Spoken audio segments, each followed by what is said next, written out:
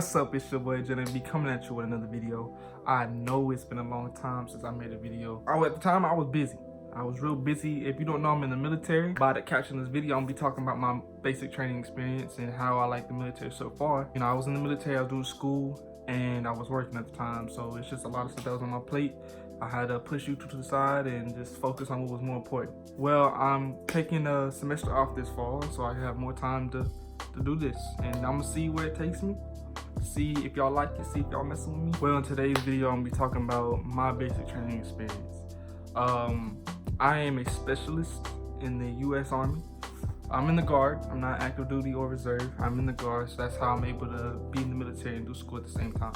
That was my whole thing after high school.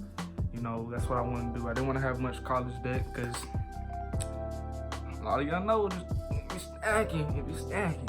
Straight out of high school. Let me rewind it for you. You know, back in high school, I played for, you know, the Hoover Bucks, good team, Hoover, Alabama, great team. Come out of great players, people I played with, great friends that came out of there. I wasn't seeing myself pursuing football after high school. I didn't know exactly what I wanted to do, and I just had a lot of pressure I was putting on myself. Because, you know, if you have a sibling, I have an older brother, he plays football, he got a scholarship and all that. Well, if you have a sibling, it's not that you necessarily are competing with them. It's just you want to be, you know, you want to be the best. You feel me?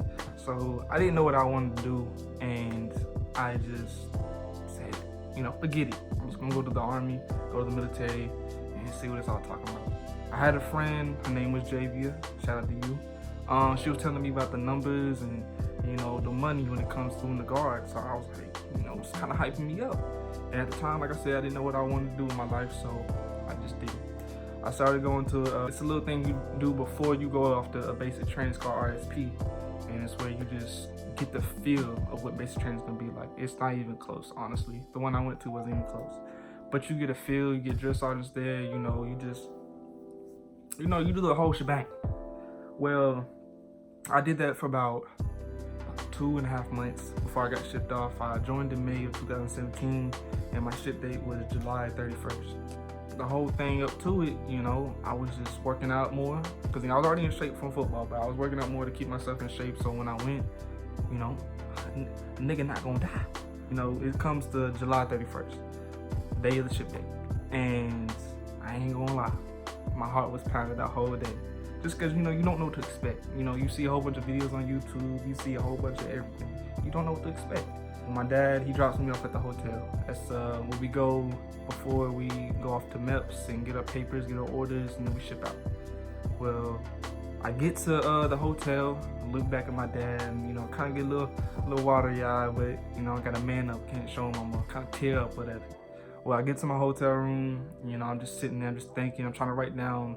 This is a good tip. Before you go, if you about to get shipped off or anything, get as many addresses as you can so you can write letters. Or, you know, whatever you need to do. Just get as many as you can because it's always nice to get letters. But, you know, I'm trying to write down my letters, have it in my wallet, just a little piece of paper. So if I get my wallet back, I can just look at it and, you know, I got it. Well, the next day comes. We wake up at like 4:30, 5 o'clock. We go down, everyone, we all eat breakfast. And I think we leave around like 6 to head to MEPS. Well, MEPS, you know, if you don't know, it's one of the most aggravating places to be at. It's like a DMV times 10. Like, you won't be sitting there waiting for hours on end, and it's ridiculous. Now, if you don't know what MEPS is, I don't know the exact abbreviation for MEPS. MEPS is where you do all your shots, you do all your paperwork, you do just everything has to do like a physical.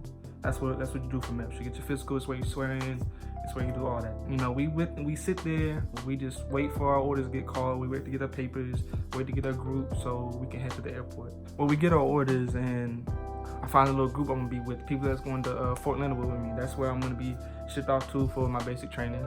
And lucky me, well, it's not really lucky because I didn't like it. I wanted to go somewhere different. I didn't want to be at the same place. I just endured 2 months of this, you know, hard training, you feel me? I want to go somewhere different, see something new, but I have my AIT there, and AIT is your like job training. Once you pick your MOS training. We get to the airport. This airport was probably one of the smallest airports I've ever seen in my life. It only had like 4 terminals. You you know, and it was almost the size of like a private jet, how small it was. I had a big dude, a huge dude sitting next to me. Like I was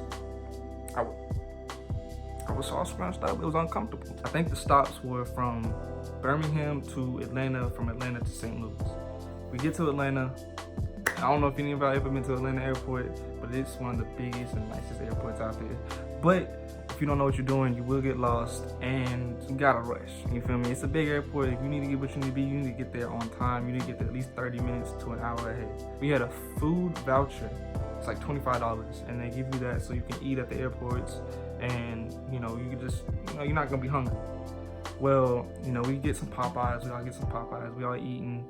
We just chilling. It comes a time to get on the plane to go to St. Louis, and you know, it's just your heart's racing more because you're getting closer and closer to that, you know, that military life. Well, I'm gonna fast forward. We get to St. Louis, and we have to go to, I forgot the name of it, but it's a place where all, you know, all the military, all the new recruits and everything we go to. It's like a little lounge, like a little sitting lounge we go to, and we wait for the bus dude to come pick us up so we can, you know, go to the base. I wasn't told about reception. I was told, you know, we get on the bus, you do the little shark attack, da da da da da. I wasn't told about reception at all from my recruiter, which is a big, you know, a big part of it. I get off, I'm over here holding my bags, I'm expecting to get yelled at, da da da da. They're all chill. I'm like, what's going on? Reception is like another MEPS. It's where you get more shots. It's where you get, you know, your haircut. And at the time, I had hair that came down like here. I went straight bald. I'll show you a picture. I know, it's disgusting. It was like 3 o'clock in the morning when they made me take that picture. So, you know, you judge me, beat your ass, boy. They give us our linen, our bed sheets, pillows, all that good stuff. I go up there. We're one of the last people to be there because, I don't know, people are just late. You know, with military, they want us on time, but they're the slowest people ever. You're always gonna wait, no matter what. So that's what you gotta learn is patience. When we get there late, they told us we gotta wake up at, I think at, you know, 4 o'clock or 5 o'clock again, so we can start getting paperwork and all the other stuff done. I ain't gonna lie, my reception was only probably like 3-4 days before I got, you know, taken to my unit for basic training. But I know some people that were there for 2 weeks. Like how some people was on going to sick hall in reception. Like some people were on profile in reception. Like you just got there. I forgot to mention this. Okay, I know I'm backtracking, but I'm gonna say this. Reception, like some people were not ready for it. You feel me? Some people not ready for the military life. I saw a dude try to hang himself in the bathroom with his belt. Like it was the day for us to leave, and he, you know, he's in the bathroom. I was using it, and I come out. I was using the urinal. And there was like 4 stalls to my right. Well, I come out, go to the sink, and that's where he was at. He had his military belt, and he wrapped it around the pipe. And he tried to hang himself. And it was just crazy, you feel me? You sitting there, you just thinking like, dang, you feel me? I don't even know. It's speechless. I was speechless at the time. I'm speechless now. It's just like, man, try to take his life. You know, he just said I wasn't gonna go or something. You didn't have to take your life for it. I think he had some personal stuff at home going on, probably with a girl or something. We all sitting, we grab all our equipment, we grab all our gear, our bags and everything, and we head out to this little shed area. We're all like facing, like there's a whole road this way, a whole road that way. You're gonna learn when you get there if you go. We sit there and the drill sergeants that come off the bus, when they come, you know, mind you that we sitting there for about 30 minutes. Again, always waiting. We see this bus pull up. Everybody, we ain't gonna lie, we all like sitting here, you know, with attention. We all looking at each other. We like, oh damn, here it comes. They come off, you know, a little loud, but they come and hand us numbers. And that's the platoon you're gonna be in. I was in 1st platoon. We get our numbers and we all hop on a different bus. You know, it's a different bus for each individual platoon. I hop on mine and we go, and they make us run off the bus. But it was raining that day. See, I don't know if I'm lucky or, you know, the man above was just watching over me, but we got lucky. It was raining, it was thundering, so they didn't do the shark attack. So we all run inside, we do inventory. Inventory is where, when you first get there, when you do inventory, is where you dump out all your stuff out your duffel bags, and they're gonna call out what they want you to pick up so they know that you have it, and hopefully you don't lose your stuff. I'm gonna give you advice. Step back, like go back a little bit, and make sure you dump it in a nice good old pile. Or like make sure you pack neatly. Make sure you pack correctly. So when you dump it, it's all just right there. See me, you know, I spaced it out, I blocked it so it didn't get into their pile and this didn't get in their pile. But That's what you do. You just dump it out, and then when they call it, you can just pick it up and throw it back in the bag. Like I said, we didn't do the shark attack that when we got off the bus. So eventually it's gonna come. I'm sleeping on top bunk, and I don't know what woke me up right on time, but I wake up and I start seeing drill sergeants at the door. I'm like, oh damn, like here it goes. And I just hear them. They come in with like bats. They come in banging on. We had metal wall lockers, so it's just extremely loud. So they start banging on it. And just like walking by, I kicked him in the head. But it wouldn't have been my fault. He ran a little bit too close. Well, I had to get on my socks, I had to get on my shoes, and we had to go toe the line. That's what they say, get toe the line, and it probably means you're gonna get smoked, and which that means you're gonna do push-ups or physical work. Push-ups, sit-ups, leg raises, all types of things, just to make sure they fatigue you and all that good jazz. Well, I'm not gonna go extreme detail like I was with reception in this. I just wanted to do that part because most people don't know about it, and most people aren't told about it. I want to go more in detail so you know what to expect and you know what's gonna happen. We have phases. I'm pretty sure it was red, white, and blue phase. Red phase is where you get smoked for real. You get yelled at. You just going through a lot of BS, like extreme BS for the first 2-3 weeks. And then white phase is where you do land nav and you do shooting, and then blue phase is where you do DNC or something like that. It's where you march and you graduate after that. Well, red phase, like I said, we was going through just a whole bunch of BS. I think it's where we did obstacle courses too at the end. That was fun. Obstacle courses was fun. If you're a competitive person, this is one of the best things to do.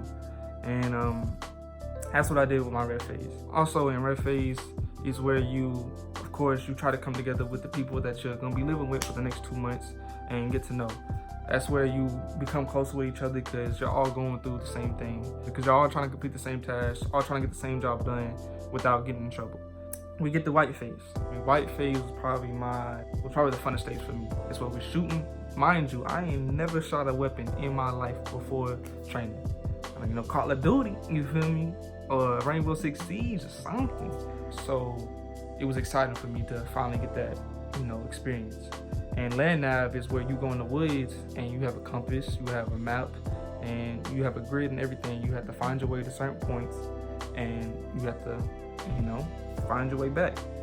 That was a really good experience. That's something that will help a lot of people because not a lot of people know that type of thing, to read a compass and know your azimuth and track your way back and all that type of stuff. It's good information to learn. Also, when we got phone calls, I could not even make a phone call back home because my dad didn't pay the phone bill. I was only 17 at the time. I just turned 18, I think. But again, I didn't have my bank set up that way, so I could have it paid. So I asked him just to pay it. Because it's only gonna be 2 months before I got my stuff back. But he didn't pay it, so I could never call no one. I never want to take someone's phone because that's their time to speak to their family. So it'll make me feel bad if I took that away from them. Because I know they miss them just as much as I miss mine. I made a deal with my drill sergeant that if I shot a 40 out of 40, that I can get an hour phone call. Of course, he's gonna accept that deal because who just comes in just shooting a 40 out of 40? I took that challenge on. We do simulations before you actually go to the range. You get a feel. It's an exact replica of the M4, or some people for M16s or anything like that, but ours was an M4. It's like a little air pressured gun, feel a little kick, just a little bit. It's almost like shooting a 22 or something like that. Now, like I said, I'm a competitive guy, very competitive. We get there and I get my first 40 rounds. We got 20 rounds supported, 10 rounds unsupported, and 10 rounds kneeling. So you got 40 shots altogether, and it's pop-up targets. It goes from 50 all the way to 300 meters, I'm pretty sure. I think I shot a 36. I think I shot a 36 out of 40. That's an expert, which I was proud of myself for that, but I knew I could do better. It was my second try, right? I get there and I start just knocking them down. I'm feeling so comfortable. I'm shooting the 300s like it's nothing. I get it. And I was just in the zone, and I hear a drill sergeant come up behind me. He's like, I think you knocked them all down. I said, I think so too. I get back to the thing, you feel me? You feel me? That's your boy, you feel me? Now, let me show you what it looked like. And it says, expert marksmanship, United States Army. And then it has the 40 out of 40 with, 40 little shooting little dots around it. That's just me. Something special, something light. And I got a Army Achievement Medal for it. I already have this top part up here, the little ribbon. I already have that on my ASU right now, but I got this, and I got Really, nigga? Well, you know, like I said, I was proud of myself. I was really proud of myself that I hit that 40 out of 40. And with that 40 out of 40, I got that hour phone call like my drill sergeant promised. Get that hour phone call. I can't even talk to nobody. I was really upset that day. I ain't gonna lie, I cried. I cried out of anger. I cried because, you know, I waited this long, I worked this hard to get an achievement that I can't even use. Everyone's talking to the family. It's just that feeling like you sitting there. You hear everyone laughing, happy, talking to the family. I'm not mad at them. I'm just mad at the situation that I can't do the same. And at the time, I wasn't getting much letters from my own family. And I'm not trying to bash, you know, my dad or anything, but, you know, I understand he was busy. It's just, you know, it sucked. It sucked to sit there and just watch it. Fast forward to Blue Phase. Blue Phase, like I said, is where we did marching, and we just, you know, we did a whole bunch of other things. Just trying to get ready for graduation and stuff like that. And oh, also, I didn't put this in, I didn't say this earlier, but after each phase, red, white, and blue, you have a test. You have a written test that you have to do. You have to, you know, pass. It's like school, you gotta pass to go to the next phase. Marching, it was pretty fun. It's alright, you know, if you get into it, it's like one of them things. You either gonna be happy with it or you're not. You're gonna make the most of it or you're gonna be a little down about it. There's no point in being down about it because you're gonna have to do it. We do this thing called Nick and Night, and that's literally like the last week of everything, like almost like the last day before like graduation or something like that. And Nick and Night is where we at the value stores, we had to go out there, set it up, put the glow sticks out, and you know, just set every little piece up, load the ammo, just bring the big M240s, I think it was called, out, and you know, just load up the pack so the gunners could shoot. We had you know, I think it was IVAs, that's what it's called, and we had chest plates, the whole thing. We had the little chest plates, wear a helmet, and all that, and we had to carry a gun, and we had to low crawl like 200 plus meters to the very end. And they have simulation grenades, they have bullets shooting over our head with like every other bullets that trace around, and they do it at nighttime. That's what's called Nick at Night, so you can see the bullets just flying over your head. If you go look on YouTube right now, look up Nick at Night, you will see like videos kind of like it. But I ain't gonna lie, I was tired. That is one of the most tiring things I've ever did. You get soaked and wet, your weapon gets super dirty. They make you clean it at the end, but I'm gonna show you a little trick. All you have to do is just take the little two pieces apart and get the little water hose from the shower, or where you put your water for the bucket, spray that bitch down, and then you wipe it down nice and clean, take it apart, and then you put some you know, the little oil on it. Not too much, because then it just brings more, you know, stuff to it. But make sure you just clean it well, dry it well, scrub it well, and everything will be good. After that, you know, we just focus on graduation and just trying to get done.